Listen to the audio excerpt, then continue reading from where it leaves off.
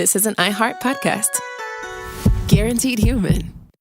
With no fees or minimums on checking accounts, it's no wonder the Capital One bank guy is so passionate about banking with Capital One. If he were here, he wouldn't just tell you about no fees or minimums. He'd also talk about how most Capital One cafes are open 7 days a week to assist with your banking needs. Yep, even on weekends. It's pretty much all he talks about, in a good way. What's in your wallet? Terms apply. See CapitalOne.com/bank. Capital One, N.A., member FDIC. In Orlando, meetings reach another level thanks to a growing list of award-winning restaurants, a world-class convention center, a great hotel community, easy access through the airport, and of course, the weather. Andrew Moyes, VP of Fan Expo HQ, had this to say about Orlando. Luxury hotels, Michelin restaurants, easy access through the airport, all those key things feed into the proper executive experience. And while you may know Orlando for its attractions, industries like healthcare, aerospace, and advanced manufacturing make it a hub for cutting-edge businesses. And that's what makes Orlando unbelievably real. Learn more at orlandoforbusiness.com. Hey, March is Tripod Month, my friend, and you know what that means. Yes, that means it's time to let people know about your favorite podcasts, just to share the sheer joy of podcast listening. That's right. It's TRY Pod. Still a nascent industry. A lot of people don't know what podcasts are. Right. And it helps everybody out if you would go out and just say, hey, family member, who I see at Thanksgiving once a year, right? You should try out this thing called a podcast. Here's what they are. Here's a cool show you should try, and here's how to get it. Yeah, and it doesn't have to be our show. Just any podcast you like in general that you think someone else would like, just share it. Yeah. Yeah. So get on board the Tripod train. Welcome to Stuff You Should Know from HowStuffWorks.com.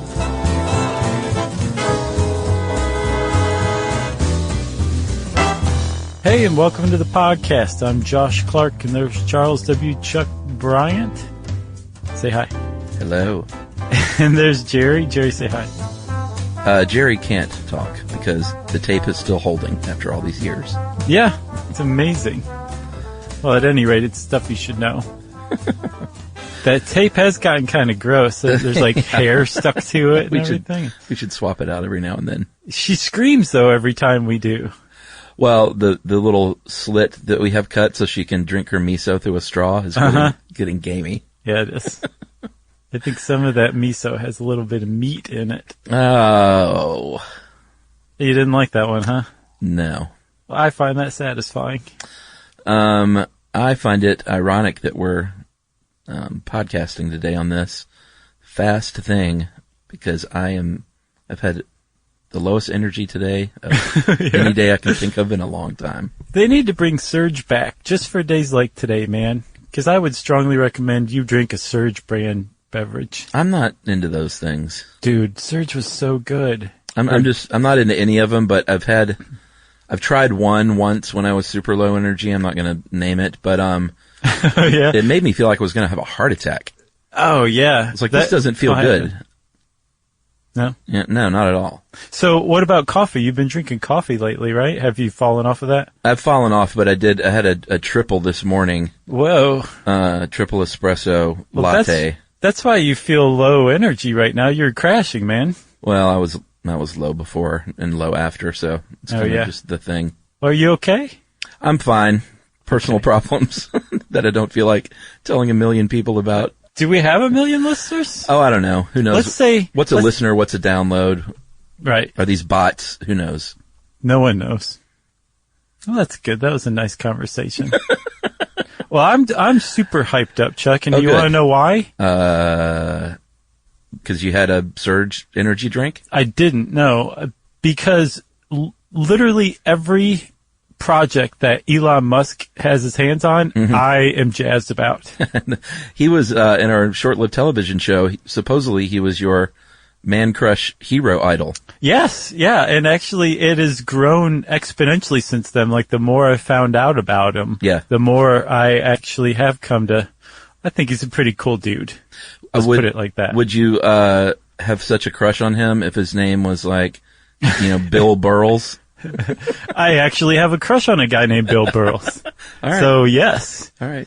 I just think Elon Musk sounds so, exotic and James Bondy. Oh, it definitely does. He definitely has one of those guns that slides out of his sleeve when he needs it. But he can always talk his way out of anything. That's his real... But it shoots kisses.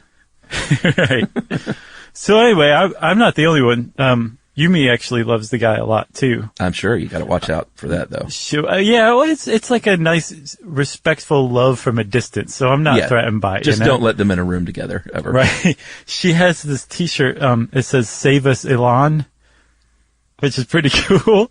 Oh, really? Yeah. And she tweeted to him last night, actually, asking him to design... Well, it was on behalf of our dog Momo. Uh-huh. She was asking him to design safe dog cars or safe dog seats for cars, specifically Teslas, to start. I think they have dog restraining systems that you're supposed to use. They do, but I mean, imagine if Elon Musk put his even a half of a percentage of his brain toward designing something like that, just on the back of a cocktail napkin. It'd be awesome. Yeah, Momo would be in a plasma bag. Right, with one of those Hannibal Lecter masks. So.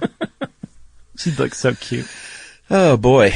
So I bring up Elon Musk, though, because, we're talking about one of his projects. But technically, it's not actually one of his projects because the Hyperloop was basically a concept that he thought of. Yeah. Wrote a 57-page white paper on it, just roughly outlining some of the challenges, the problems, and then did something really unusual, especially for massive transportation projects, which is what the Hyperloop is. He open sourced it. He said, "Here you go, everybody. Let's see what you can do with it. Somebody take this and run with it." He's kind of big on that, though, right? Yeah, I think, though, that... I don't think he did that with Tesla or SpaceX or anything like that. I think that's all very private and hush hush. This was here's a really good idea. Here is how you would do it. Somebody go do it. This is unusual, I think, even for him. He open sourced something. I can't remember. Maybe it was the home battery system or something. Oh yeah. Yeah, maybe he open sources things that he doesn't feel like he can make a lot of dough on. Well, I don't know, that battery thing. He said that I think he's going to use that to solve Australia's black and brownout problems. Oh yeah? Yeah. All right, well, who knows? I just like that he does that occasionally. Yeah, no, that's what I'm saying. Cool cat. Yeah. Agreed. So let's talk Hyperloop. You want to? Yeah, so the idea here originally... And I've kind of learned through reading this, we're going to talk a little bit about his boring company, pun intended. Yeah. As well at the end. But, I've learned that when Elon Musk gets irritated with something, good things happen. Right. If he has a problem and he's like, I'm tired of sitting in traffic, or flying from LA to San Francisco is a real drag, he gets that 57 pages of cocktail napkins. Right. And he said, you know what, how about if we developed a high-speed transpo system? Forget your maglevs. Those only go, I know you're building one, California, for $60 billion, but that thing only goes 200 miles an hour. It's not even maglev. It's just a straight-up bullet train. Oh, it's not even, I thought it was a maglev. No, he called it the, world's slowest high-speed train or something like that. At 200 miles an hour. Right, which, I mean, 200 miles an hour, that's super fast. How could you possibly improve on that? Well, by putting people in a pod in a tube and shooting them at almost Mach 1 in 35 minutes from LA to San Francisco or vice versa. Yeah. And I know he wants Mach 1 so bad. Yeah, I don't know what the problem is. I don't know if, the sonic boom would throw off the whole thing, the whole closed system. You mean make it cooler? Yeah, no, it definitely would. But in his white paper, he makes reference to the shockwaves that are created as you get close to the speed of sound. Yeah. And the supersonic threshold. And I was reading The Right Stuff, that Tom Wolfe book about the early space program, right? Great. And he was talking about Chuck Yeager when he broke the speed of sound. They had no idea what happened on the other side of a sonic boom. No one had ever gone that fast, right? Uh-huh. And it was Yeager who figured out that he was just sure that once you hit sonic boom, everything would smooth out. But the closer and closer and closer you got to the sonic threshold, the harder it was for it to keep the plane stable. He said it felt like it was going to break up. His teeth were like breaking off into little pieces. So I would imagine that if you're doing that inside an enclosed tube, and you start to hit those same kind of shock waves, it would screw things up. So I would guess that's why they're not taking it to supersonic level. Gotcha. So it's a purposeful thing. I did look into Mach 1, and apparently it varies. I never realized that. We should do something on that at some point. Mach 1 varies? Yeah, it depends on the local conditions, like mainly temperature and air pressure. I see. As to how fast you need to be going. I mean, it's generally in that wheelhouse of 760 to, I'm not sure how high, but I saw 767, and it just depends sort of where you are, the object speed as it relates to the conditions. Right. Which is interesting. I got you. Well, that's one of the benefits of this Hyperloop that he's proposed is it's enclosed, it's encapsulated, it's a closed system, which means that it can be controlled, right? So you can control everything from the temperature to the air pressure to all that stuff, which we'll get into. Yes. But the Hyperloop, I guess we should say, is this proposal for the line, like you said, from LA to San Francisco, and it's two tubes side by side. They're actually welded together, but they are separate, that form this closed system. On either end is a way for the cars to go one way, turn around, and go back the other way.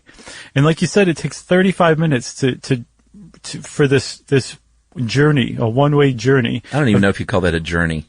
What would you call it? Just a yow! Oh, hey! So it's whatever it is. It takes 35 minutes to go 350 miles, which is 563 kilometers. We should say hello, rest of the world. And he proposed initially that this thing would only cost about $6 billion, which the entire world scoffed at that more than I think they scoffed at any other part of the plan. I mean, people were like, first of all, this train that we're building in California is 60 billion. Mm-hmm. And the Bay Bridge in San Francisco, we're just redoing that thing for $6 billion for the same price that you think you can build this George Jetson machine. Right. But who knows? We'll see. Yeah. What it ends up costing. But $6 billion sounds like a ton of money. The thing that shocked me, I think, well, first of all, let's not ruin the price tag just yet. Okay. Except to say that it's shocking. But, so what you would do is you would have this tube mounted on these pylons. Mm-hmm. The pylons they're reinforced concrete. They're about 100 feet apart from one another, and they vary in height because of the train. He's going to run along I-5. Yeah, right down the median as long as possible. Or as they call it in Los Angeles, the 5. Oh. And it would be, it would vary in height, 20 feet, 50 feet, 100 feet, depending on the terrain. And, part of the reason they put it on the 5 was because it just makes sense because there's already a highway there. They wouldn't have to buy people out of their homes and businesses to build it. And, I like to think another reason is so they could just make fun of people sitting in traffic. Right. When you hear that sonic boom as it goes by. Yeah. The other thing about the pylons too is it has it creates a much smaller footprint on the actual ground. Yeah. Because the whole thing's raised up in the air.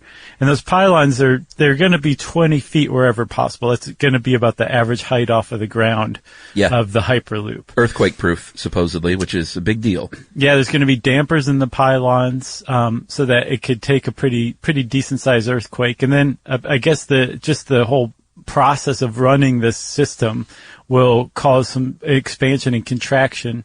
And so the whole it's got to be pretty well, together. Yeah. I would think so. You can't make it loosey-goosey. So, any movement is going to be, compensated for in these dampers in the pylons. Any sway, any up and down, any barrel rolls, any of that stuff. Yeah, I'm sure that was, besides the movement, but just building something that travels that fast full of people along the fault lines out there that was probably a very early consideration. Like, Sure. am I just stupid for even, but then he went, oh no, I'm Elon Musk. I'm not I'm stupid. Elon Musk.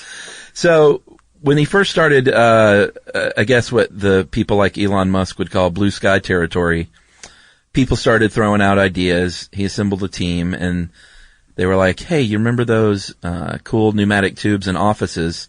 Sometimes you got to look backwards, at old technology. Yeah. To realize that you're wrong. And they had these fans that would shoot, a letter from floor to floor through a tube. So satisfying.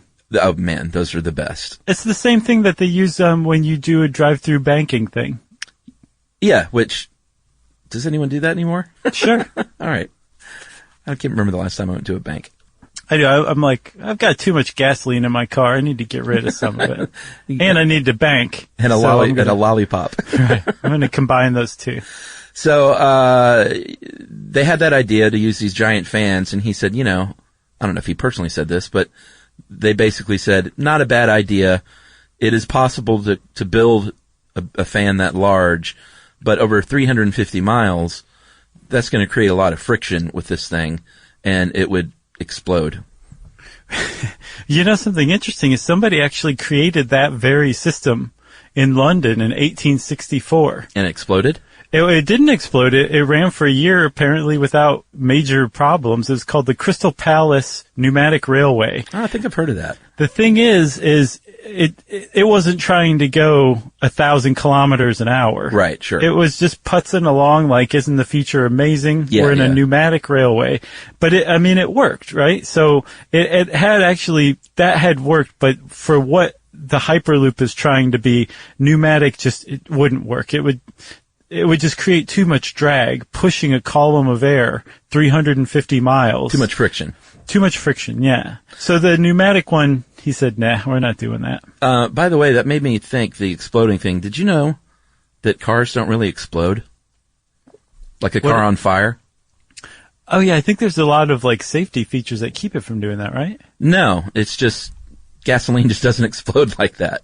Oh. It can catch fire very fast and cause a big fire very quickly, but it's not like a movie where a car catches on fire and then goes boom really loud. I feel like Chuck Norris really misled me all these years. Well, in many, many ways. But I saw a car, it made me think of it because I saw a car on fire the other day on the highway, and the people were running away from it, and which is, it's probably not a bad idea anyway. Right, yeah. But I was kind of curious, so I looked it up, and apparently that doesn't happen. So if my car is ever on fire, I'm just going to stand right next to it like the coolest dude in the world. You just light a cigarette off of it? Yeah, exactly. And you're like, I don't even smoke. But I'm not recommending that. I would still get away from a burning car if I were you, people. COA time. That's sage advice. So anyway, they came up with another idea, and they said, well, we mentioned maglev trains. They said that's a pretty good idea to get trains to go fast, and we did a whole episode on that, right? Yeah, we did a maglev episode. It was pretty good. Yeah. And I think when we did the maglev episode, everybody's like, you have to do a Hyperloop episode. So here you go, everybody. Well, it was probably good that we did it years later, Yeah. And maglev, when you put two magnets together, in the correct way, they will either snap together or they will have that, they will push each other apart. And we also did one on magnets. So refer to that for that magic explanation. But, the idea is that what you create is no friction. Right. And there's a couple of problems. We talked about drag and friction, or we're going to talk about drag, but those are sort of the two issues with the Hyperloop. Those are the things that will make something slow down. Right. And there's really no problem with the maglev train except that it's extraordinarily expensive to build track, right? So yeah. Musk was like, well, maybe we could put a maglev train in this tube in the Hyperloop. Yeah, because there's drag even on a maglev train, but in a vacuum there would not be. No, but that's what he was saying is, okay, well, we could put it in a vacuum and it would just go zoom and you'd be there in half of a second. The problem is it would be extraordinarily expensive to build and operate. And the reason it would be so expensive to operate is because the closer and closer you get to creating a full or perfect vacuum, the more expensive the pumping operation gets, right? So, if you're like, if you're 1 or 2% away from a perfect vacuum, you're spending $5 pumping out the air to get to that point. But it's, say, $100 trillion to get to a perfect vacuum. I don't think that those numbers are accurate, but you get the picture, right? Well, yeah, and the other thing too is it's nearly impossible to create something over that distance. Musk himself even said if there's one small leaky seal or small crack anywhere in that 350-mile tube, then everything's down. So one of the other problems when they were in blue sky territory, which I guess was starting to look like dark sky territory at this point, sure, was what if we had something like a syringe? Like we're moving air through this tube, but it's pushing this entire column of air, and they basically said it would just go too slow unless you built it super big, and then it would go too fast, which I don't fully get. Right. Because, well, think about it. When you're pushing air, when you're pushing something through a tube, a cylinder, it starts pushing the air ahead of it, which slows it down, right? Yeah. The only way for that to get around that is to make your little, whatever you're pushing through the tube smaller or make the tube bigger. Right. So he looked at all these challenges, the problem with a vacuum, the syringe effect, the idea of pneumatics. And he said, I think I'm onto something with a closed loop, a closed tube, and pushing something through it. So I just got to figure out the details. And he did, and he came up with the Hyperloop. And we'll tell you how he solved a lot of these problems in just a minute.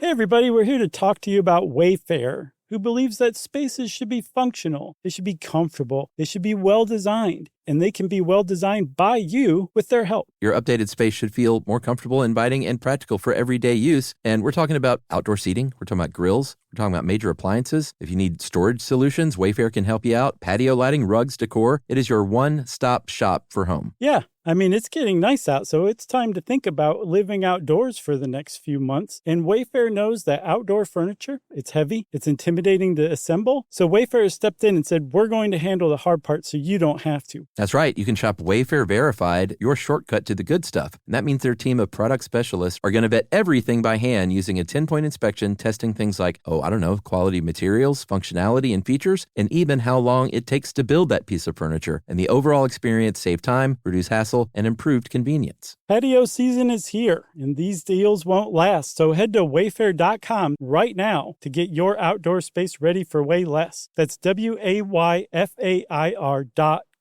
Wayfair, every style, every home. Hey everybody, I want to talk to you a little bit about Tide Evo because it represents over 10 years of innovation and product development. Tide Evo is a first-of-its-kind technology where tens of thousands of minuscule fibers are spun together to form a 6 times powerful layer packed with scrubbers, brighteners, pre-treaters, and fresheners. And that's going to deliver a breakthrough clean that's so powerful it feels like magic. Yeah, it is kind of like magic. Tide Evo is revolutionary. A 100% concentrated, waterless laundry tile that's made of compressed microfiber soap layers rather than liquid or powder. And it's not like pods or sheets because it uses 6 layers of detergent fibers to deliver superior cold water cleaning without plastic packaging of any kind. And it provides a mess-free, lightweight solution that dissolves lickety-split. So whenever you run into a laundry challenge, turn to Tide Evo. It's revolutionary, it's magic. Try new Tide Evo. Real laundry magic.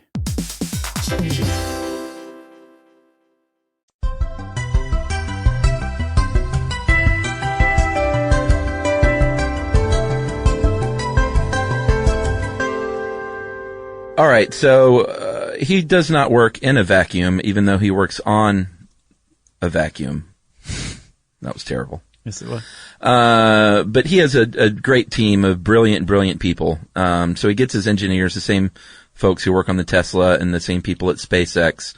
And I get the feeling that these men and women can kind of do anything. Yes. When they put their mind to it. So like you said, they proposed these two tubes, a northbound line and a southbound line along I-5. And he said, what we want to do is reduce drag and reduce friction. The kind of two things that will slow down something that you want to go super fast. Right. And if you notice, jets fly really high in the air at high altitudes because it's less dense, so you're going to have less drag.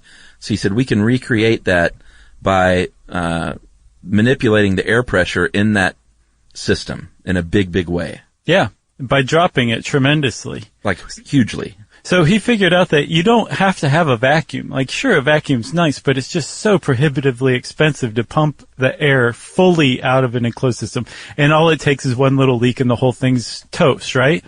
So he figured out that you could still get roughly the same effect by lowering the pressure, not to a vacuum, but to super, super low.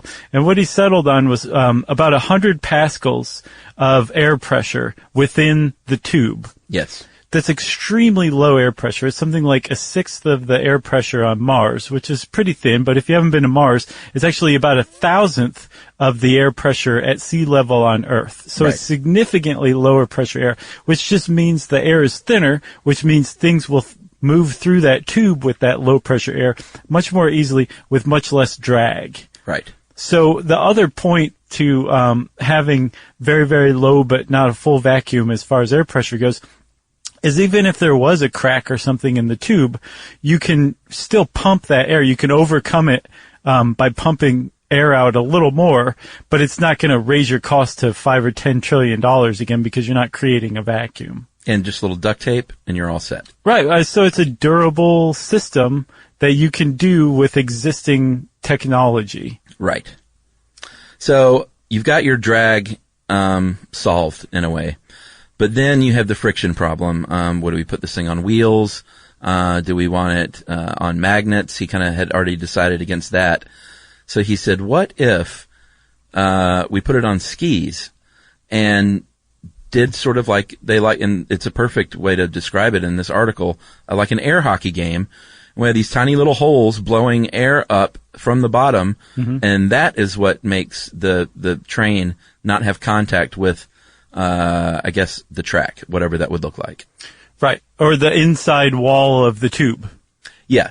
So the little ski, it's like you just said, it floats on a cushion of air, a very, very tiny cushion of air, something like less than half of an inch, I think. So it's just barely above the surface of the tube. But that's all it takes. You've got a little cushion of air that it floats on. And since it's already thin air, it just zooms along as fast as you like with very little drag. So the wind gets under the ski because it's kicked up a little bit in the front.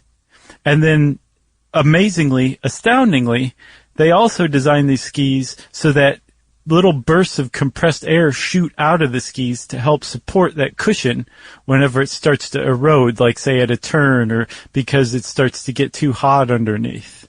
Yeah, I mean, ideally you would do this all in a straight line, but you just can't do that when you're designing it to go, as far as from LA to San Francisco. Right.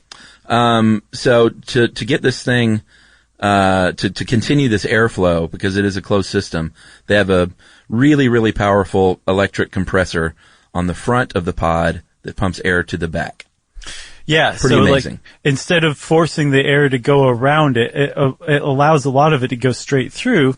And when it gets compressed, again, some of it gets shot to the skis, but a bunch of it gets shot to the back, which helps accelerate it, I think. Right? Yeah, but that's not how it gets going. He had that, the idea with the magnets, he didn't completely discard it. In order to get it started at the beginning of your trip, he does use magnets on the skis. And he gives it, they basically said it provides for the initial shove. This electromagnetic pulse gets it going. And he said at that point, you're going to feel it when you start from zero, sort of like you're taking off in a plane, basically. But then after that, once you get up to speed, he said you can't even feel it doesn't even feel like you're moving, basically. Right. Which is amazing. Do you remember our electricity episode? We were just both so blown away with how electricity is generated. Yeah. Like that's what that is. So on the actual inside of the tube, you've got a stator, right? Which is basically just a magnet with a groove in it, and then attached to the skis on the capsule, the pod, you've got the rotor. And when you put them together, you have a linear induction motor, right? So you run one through, just like when you run like a coil of copper through a magnet, it generates electricity. If you run metal through a magnet in a straight line, it'll also generate electricity. And when it does that, like you said, that's how they actually accelerate from 0 to, say, 300. Then after you're at 300, you're going through a city, you're going 300 miles an hour. Because there's almost no drag whatsoever, you're just coasting. And then as you get out of the city and they step you up to full speed, you go through another linear induction motor. And when this rotor goes through the stator, an electrical charge is created, and it's like the tube, this is Elon Musk's words, it's like the tube is chasing the capsule, and it just speeds it up to 760 miles per hour, about 1,000 or so kilometers an hour, and you just coast along fast as you like, going between LA and San Francisco. Yeah, and these motors are sort of placed along the way, and I get the feeling that it works in concert with that air, and, I mean, it sounds like something from the future, but well, and we'll get to it here in a bit. It's actually kind of happening in a way, but we won't talk about that quite yet, right? Right. So this sounds very cool as it is. The actual experience on one of these things, because it's Elon Musk, it's not going to be, like a chicken bus, even though I love a good chicken bus. Sure. We've been on them in Guatemala, right? Mm-hmm. So he wanted to make it a little more posh, obviously. So what this thing is, it's a pod that holds 28 people. It's got 14 rows of 2. There's a little luggage compartment so you can put your junk. Apparently they're going to design them one day, hopefully, where if you're, I guess, I would imagine they would charge you a little bit of dough for this, but you could put your car in it and transport your car as well. Well, that's like, he has basically 2 designs, or he proposed 2 designs. One's like the regular passenger only one, then the other's a passenger and a car, which makes a lot of sense because, you're zipping from LA to San Francisco just shouting the future. Yeah. But then when you get to the other end, you still need your car. You don't want to rent a car like a regular schmo. Yeah. It should drop you off at Car Rental Row. Yeah, I think those would build up around the stations for sure. So, they would take off about every 30 seconds or so, during peak travel time. And you think, man, that sounds dangerous. You got to remember 30 seconds later, this thing's already 23 miles down the loop. Right. So there's a good amount of space in between, even though it's only 30 seconds, which is a benefit of going 300 miles an hour at startup. And supposedly, and this is the thing that blows me away more than anything else, he said it would be about $20 each way. That's how much you could charge and just break even, I think is what he was saying. That's crazy. So in other words, it would be $500 a ticket. Yeah, depending on who actually built it and started operating it, I'm sure. Yeah, and I imagine you get the romantic notion of being in Los Angeles at 3:15 and saying I want to hit Napa Valley at happy hour. Mm-hmm. I don't think that'll be possible. Surely this thing will be booked months and months in advance. Well, supposedly they say that at the 30 seconds, I think 30 seconds of departure. Yeah. That's what I'm trying to say, at rush hour, and then significantly less at other times. They say that is enough in and of itself to account for the 7 million people a year who travel between San Francisco and LA. I don't know if that's by air. I don't know if that's by air or not. But there was some number that be more than that this number satisfied that said it covers everybody who would want it. So I don't know. I wonder if they're just saying for business travelers or something, because once you get this thing going, you are going to have people I want to have dinner in LA tonight. Right. And then I want to have dessert in San Francisco. Yeah. Though, if you think about it, and Musk didn't cover this, I'm riffing here, but if all you would have to do is build another one right next to it or on top of it or right below it. Right. And then bam, you just doubled doubled how many people can be served by this. He also said that if you need to add more people, that these things could depart significantly faster than 30-second increments. And there's a lot of ways that you could do that, right? So when you are, let's go to the future, Chuck. Does the Wayback Machine go forward? Yeah, just let me recalibrate it here. All right. Beep, boop, beep, boop, beep, boop, beep. All right. Oh, nice. All right, let's go 10 years from now.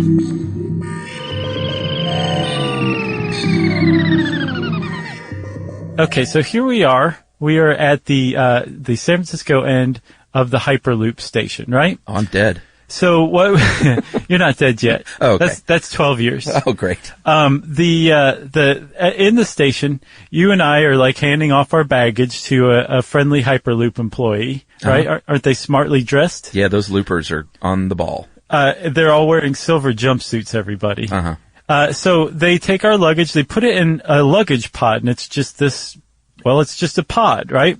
Mm-hmm. And these other guys are loading them up, and they close the luggage pod, and they say, follow us. And we walk alongside the luggage pod, and the luggage pod gets put on a capsule, a passenger pod. Yeah. It just kind of clicks onto the back of it, right? So you've just figured out a problem of getting luggage on board when you're trying to get a thing to depart every 15 seconds, right? Yeah, because, boy, you know how fast that happens on planes. Right, exactly. So you do the luggage ahead of time using capsules that can be taken off and put on. Same with the batteries, and we'll talk a little more about the energy it uses in a little bit. But the batteries are rechargeable, and so on each journey, they get used and then taken off, and new fresh batteries are put on.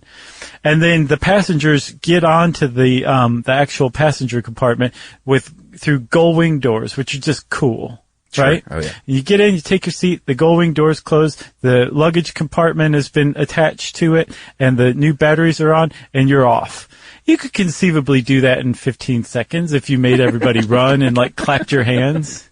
Well, like I said, anyone who's ever boarded a plane, I think they're dreaming if they think that that's going to happen. Yeah, I don't know exactly how they could, but he also says in the white paper that it has to be as safe as TSA, but having people just streaming on almost constantly would somehow, in his estimation, make the screening process faster and more efficient.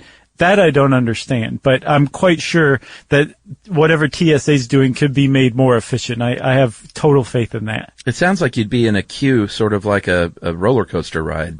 Yeah, probably. And I guess you'd have to have a system where, unless you had, hundreds of these pods lined up, where you had the southbound ones, doing a little U-turn. Right. And then heading back north immediately. Exactly. Yeah, when it reaches the end, it hits a turntable, turns around, and is aligned with the other pod. Like the old streetcars. Yeah. Or like a record. I didn't know, until I rode a streetcar, I didn't know they did that. I was kind of blown away by that. Did you get to ride it to the end? Yeah. Oh, wow. Well, no, I think I got on at its departure point. Mm-hmm. And so, a streetcar came down, the city moved around it, it seemed like, and then, we took off again. What was the streetcar named? Desire. I had actually one of my best moments of my life I had been to a bar by myself in San Francisco when Emily and I were traveling. She went back to the hotel, and I wanted to stay out, and got a little saucy. And then I might have told the story. On the way back, I caught the last streetcar to get back toward my hotel, and I was the only person on it. For the whole entire ride, I had the streetcar to myself, going downhill the whole way, and I was up near the driver, and he kind of talked to me the whole way, and it was like as if I were Elvis and I had rented this thing. That's your go-to? Yeah, I mean, he's the one that used to I want to rent out Six Flags, man. Oh, yeah, he did do that, didn't he? Yeah, right. Sure. He'd rent out everything just so he didn't have to be bothered. But you didn't even have to lay out any extra money for that, so... No. Even better. It was really great. It was just kind of one of those moments. Did you just keep singing the Rice-A-Roni theme song over and over to the driver? I did, and he finally kicked me off, and I rolled downhill the rest of the way. It was great. Nice. All right, so nostalgic travel memories aside, let's take a break. And I will take another espresso shot, and we'll finish up here with the Hyperloop. Okay.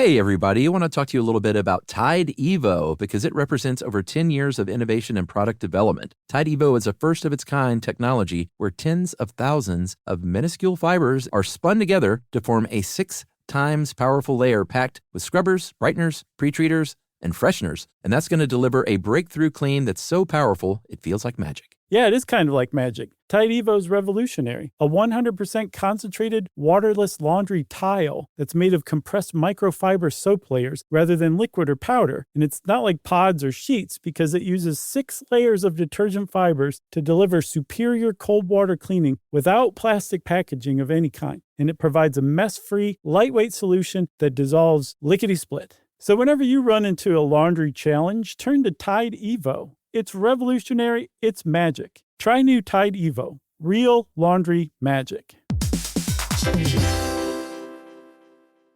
The springtime thaw is finally here. Flowers are blooming. Days are longer. We're saying yes to more plans and finally getting outside. Running, walking, just moving again. It's the perfect time to upgrade your everyday go-tos with Bombas. Take Bombas sports socks. They're super comfortable and designed with sport-specific tech for running, cycling, yoga, hiking, you name it. I use them to run in, and I can tell you they work beautifully. So head over to bombas.com and use code SYSK for 20% off your first purchase. That's BOMBAS.com, code SYSK at checkout.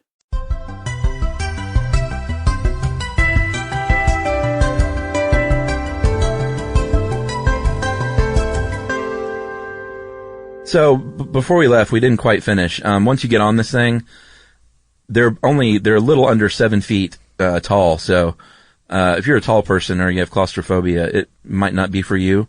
Well, there's no bathroom on board either. Yeah, there's no bathroom as of yet because, unless you have like a medical condition, you should be able to hold it for 35 minutes. You'd have a problem. There would have to be a lot of bathrooms at the station just in case. Well, you couldn't bevy up like you'd like to. No, that's what I'm saying. And then there you have your own little, personal entertainment system, of course, to occupy you for the 35 minutes because God forbid anyone just be alone with their thoughts. Oh, my God. For that long. That would make the Hyperloop the most terrifying ride on the planet. And I think that it would make periodic stops along the way, too, right?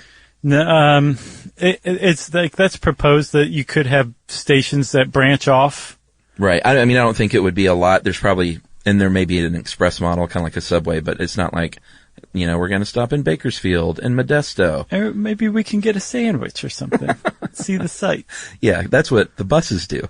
Yeah, this is the opposite of that sentiment. Right. It's just like, just get there. All right, so they ended up talking to this guy named Jim Powell, who was I think he designed the first maglev train, didn't he? Yes, he was one of the designers. And they just wanted to get his take on it, and he said, well, he's definitely on to something with this closed system. He said, because part of the problem with the maglev is the drag that we get. And he said, I still think you might have some problems achieving those speeds personally. And ideally, like, you're going in a straight line because who knows what it's going to be like going around a curve for these people. Yeah, that's a big thing. Like, if you go around a curve at these speeds, you're going to feel the G's. Yeah. And that's not the point of this. It's not to be scary or terrifying. No. What they were trying to do was get the sensation of G's to about 0.5. Right. And that's like a tenth of like a scary roller coaster's G's. So it would be something that you wouldn't even necessarily notice unless you're taking a curve. And this is where they deviate from the I-5 median, right? In some cases where I-5 takes a bend with a radius of, I think, less than a mile, that's too much of a turn. So the Hyperloop will actually, the route will just keep going straightish. Right. Until it picks up I-5 again. Because if it turns too much, even more than a mile radius. That's a big, wide swing. Sure. Well, not when you're going that fast. Right. When you're going that fast, you feel it, and you'll just throw up and puke all over your fellow passengers. But they won't care because they'll be puking on you too, and everybody will get everybody else's vomit in everybody else's mouth. Yeah, and they'll go, it was worth it. It was so fast. I love Elon Musk. I imagine they could slow it down a bit on those curves too. They'd work it out, Sure. But apparently he is personally guaranteed that every passenger that throws up on his Hyperloop, he will be at the station to receive them with a warm towel to clean their face off. And he will clean their face off with it. And then pat their head and tell them it's okay. What a guy. Yeah, he is. And then Richard Branson will anoint their feet with oil. That's another great guy. I really hope I'm not like digging myself in a hole 5-10 years from now where it turns out that, they both enslaved the world together, but Josh sure liked them. Right. You know? Kind of the opposite of my Jared Fogle prediction. Exactly. So Chuck, another issue that people have raised is, well, like, what about energy consumption? And Elon Musk actually has that pegged. First of all, he's like, there's not a lot of energy you need. Most of this is coasting. Something like 80 or 90% of the actual trip requires no energy whatsoever. Right. The stuff that requires the most energy is the compressor that's on the front of each pod that compresses the air to shoot out to the jets or shoot behind the pod. Yeah. And the personal like entertainment system and lighting on board the pod itself. Yeah. And the rest is, well, like you've got the linear induction motor. That doesn't require any energy. It just requires movement. And again, Elon Musk is going to personally shove off each pod. He's really going to be hands-on in this project from what I understand. And then any other energy sources that are needed can be covered and then some by solar arrays that are going to be built on top of the Hyperloop tube. So the whole system will actually capture and generate more energy than it actually uses. Yeah, I mean, this is the guy who invented the Tesla and this battery bank that they're going to be using on solar homes. So I think people would be foolish to try and call him out on energy consumption. Right. So he'll probably be like, they'll just divert some of the electricity to power irrigation systems and cropland along the way. That's Who knows? You know, or road signs for I-5 saying like, suckers. Get out of your car. Yeah. Get in the Hyperloop. All right, so you sent me this article, I think that was from January. It's very recent, called "These Are the First Images of What Will Soon Be the World's First Hyperloop Tube." Mm-hmm. Little wordy. But there is, like you said, because it was open source, there were a bunch of companies and, startups mainly that were like, we want to get on this thing. Because if you get on the Elon Musk train, you're headed for goodness. I think that's what the Hyperloop tagline will be. Yeah. And so there's this company called Hyperloop One, and they are apparently the sort of out in front on this race so far to make this thing a reality by having a test site. Where else? In the desert of Nevada. Yeah, it's pretty flat and straight, and you can go real fast. And the only thing out there are buried bodies. Right. And once they decompose, you're fine. So they have this test site called the Dev Loop, and the only thing it's got pictures of it, and it looks exactly what you would think. Like it looks like a tube on pylons. Mm-hmm. And right now it's 1,640 feet long, 500 meters. But apparently they're going to top it out for testing at 1.86 miles, which seems way too short to me. Yeah, for sure. But I think you could probably, you probably couldn't test the actual maximum conditions, but you could probably test everything enough to see to prove mathematically that you could do these top conditions. You know what I mean? But it would be like, all right, start test over. Right. What happened? Yeah. No one knows. You couldn't even get up to speed at that. Yeah, I'm not exactly sure what they'll be capable of proving with that, but probably just that the machine can run. I think what they're going to do is prove to the United Arab Emirates that it works, because they're apparently in line to say, yes, if you guys can show that this works, we want one immediately from Abu Dhabi to Dubai, which apparently is a trip that you'd be able to make in about 12 minutes. Normally it takes 2 hours or so by car. Yeah, that is, when I read that, I was like, well, of course, they're exactly who's going to build the first one of these. Right. They're like, how much is it? We're just joking. We don't care. Yeah, exactly. So Hyperloop One is, from what I understand, at the forefront of this. There are a number of companies and startups that have formed that are working on the project, but Hyperloop One, I think, is at the forefront. So much so that they're starting to show off. They've released like CGI video of what it'll look like when they drop the Hyperloop underwater. Oh, wow. You know, why not do that? Yeah. And you know, like I said, they've got at least one customer just waiting in the wings, if not more. So, sure. Apparently they're going to test it this year in the spring or the summer. And man, if it works, like, it really would be a revolution in transportation. Yeah. Like, it would change everything, especially if it comes even close to that initial cost projection. If it comes even remotely close to that, you could just say goodbye, trains. So long. It was nice knowing you. Yeah. I mean, they may still have some, but it'll be for like nostalgic tourists. Yeah. I mean, of course, we're talking about hundreds of years in the future when they had Hyperloops on every route in the United States and throughout the world. Sure. Or 50 years from now. Well, actually, Elon Musk made a really good point. He said, this would be really good for medium length travel. That, at these speeds, anything over about 900 miles in distance, you'd actually be better off, with supersonic flight.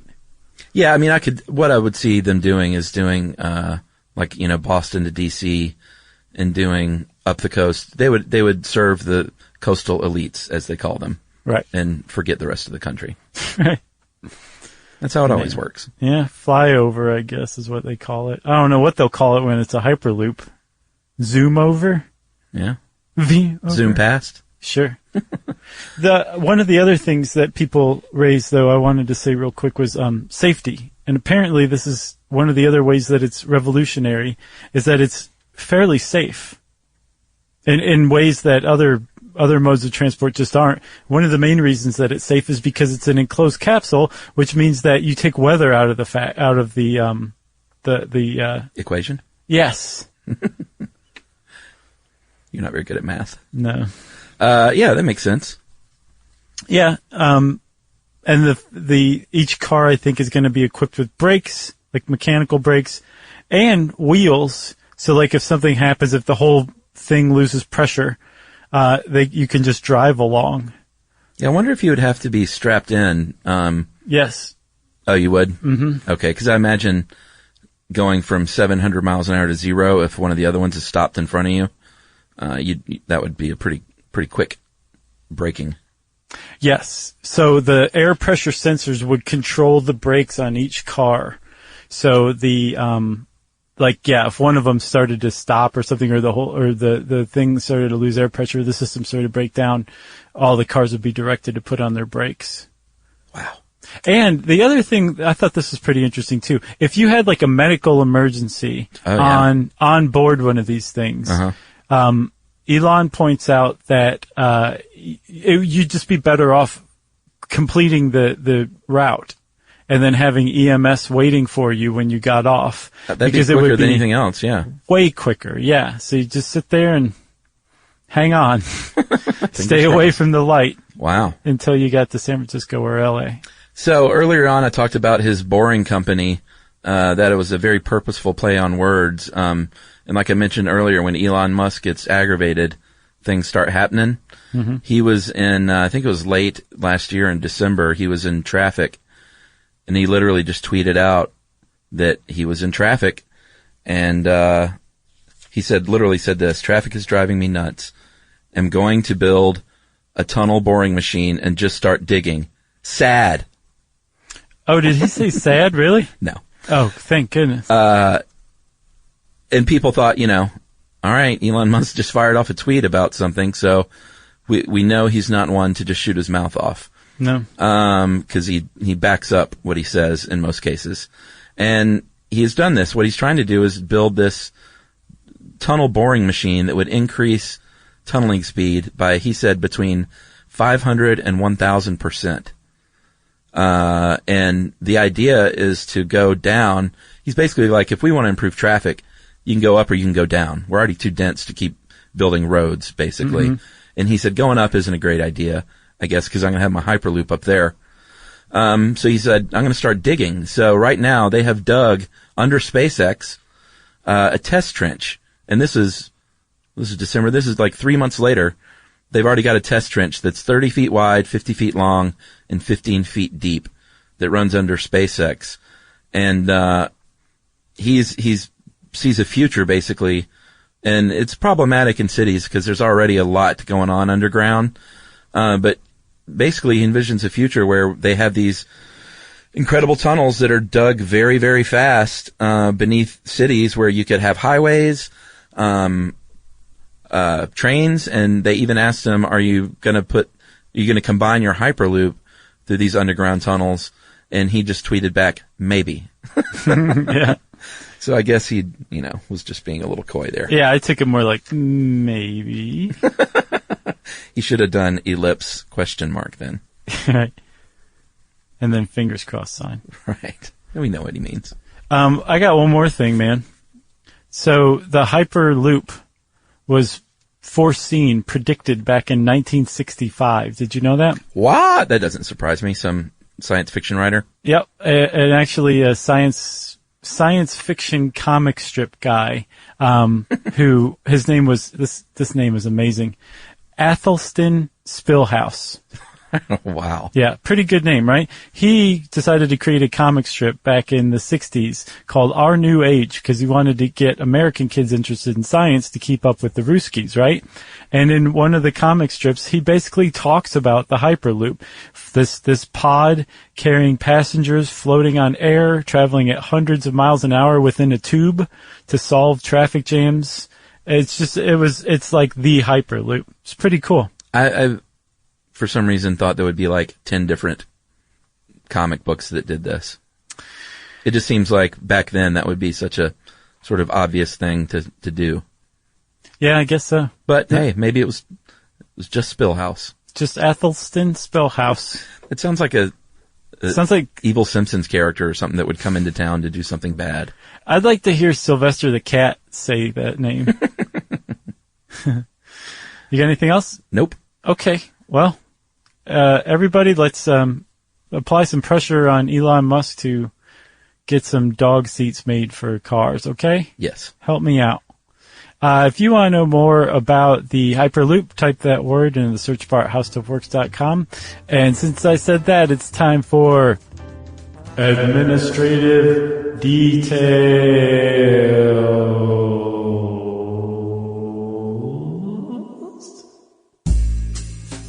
All right. If you don't listen to the show ever, maybe we should set this up. Every once in a while, we get nice gifts from people and more from companies. And we like to read them on the air every few months just as a thank you. Thanks. Yeah. In a little weirdly, awkwardly titled segment called Administrative Details. You know, I came up with that name. I know. It's the worst, but I love it. It is pretty bad, isn't it? Yeah, so here we go with our special. Is the music already queued up? Oh, yeah. All right, here we go with Didn't administrative details. We want to thank Matt and Kim of Mincing Mockingbird Art and Design Company. They sent a book of his painting plus some really fun journal-type notebooks. They look like these vintage journals, but then it says things like dope rhymes, or my favorite one was strange ideas and impure thoughts. Right, and I love a good journal, so they were really cool. Yeah, thanks a lot for that, you guys. I want to give a special thanks to Tyler Murphy, our buddy. Murph. He likes to send me Highlander Grog coffee, and it's been so long since we did administrative details. He's actually sent me 2 packages so far. Whoa. So thanks for both of them, Tyler. Will and Dave from Bully Boy Distillers in Boston sent us a bunch of booze. Mm-hmm. Some rum and some gin. Seems like there was one other thing in there. It was the old-fashioned? Pre-made old-fashioned. Bully old-fashioned. Did you have that, I bet? Yes. Was it good? Yes, it was. They were apparently the first craft distiller in Boston since Prohibition times, and they opened up in 2010. So thank you, Bully Boy Distillers. Yeah, thanks to Taylor Newton for the awesome Stoked socks. Did you get some of those? No. Dude, I've been rocking those. They're like super 80s, just pop art socks that have like they're teal blue with lots of pink palm trees all over them, stuff like that. They're like something DJ Jazzy Jeff would have worn back in the day. Well, you love your wacky socks, so that's perfect. Yep. Thank you, Sarah Austin. She sent us some fine leather work. Nice. Thank you, Mark Hicks and family, for the very nice Christmas card. That was nice of you guys. Colin Flahive, interesting name, Dali, D-A-L-I bars from Kunming, China. That's what they sent us. And a book called Great Leaps. Nice. Thanks, dudes. Karen Johnson's. Every once in a while, somebody will find something or just come across some weird article and be like, Josh and Chuck would love this. And they nail it every time. And Karen Johnson was one of those people. She sent us a series of articles about the dreaded outhouse peeper who kept Montana in his grip of fear in 1987. Oh, wow. Yeah, thanks for those articles. Bob Ticknor of Wayback, W-E-Y-B-A-C-H, Wayback Guitars, which are handmade here in Atlanta. He sent T-shirts. That was my way of building up suspense. They sent me a guitar.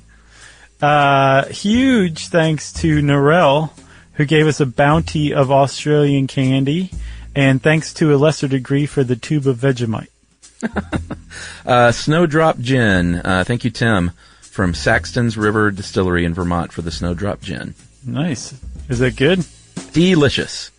We got another Christmas card, a handmade Christmas card from the Hoy family in Normal, Illinois. It was very normal. Adam Pobiak, he's a screen printer and graphic artist, and he sent, remember those awesome Repo Man posters? Mm-hmm. Those were very sweet, so thanks, Adam, for those. Yep. Cyrus Amon, I never asked him how to pronounce his name. He interviewed me for his site. He's got a really cool site where he just interviews people he likes. And it's CYRUSAMAN.com.